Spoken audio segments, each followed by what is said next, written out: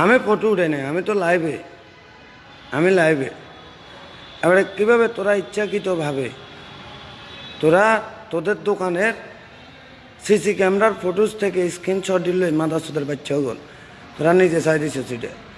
এটা যেহেতু আমার মোবাইলে ন, তোকে মোবাইলে ন, তো লেখার মোবাইলে সিসি ক্যামেরা, এই সিসি ক্যামেরা ফুটেজ থেকে দাদা এটা চাই দিছে। দাদা চাই দিবার পরে বিভিন্ন মানুষ এখন এটা কবজা করিয়ে গেলেছে, এটা ডাউনলোড করছে করি সাইটটি আছে। আর আমি দাদার মোবাইলের থেকে দেখে একবার সাইটছি, সাইটবার আরে আমাকে 2-3 গ্রুপে বলছে তোকে নিয়ে যে তুই এটা করছে, তুই দেওয়ার দরকার কি, তুই ডিলিট করে দে।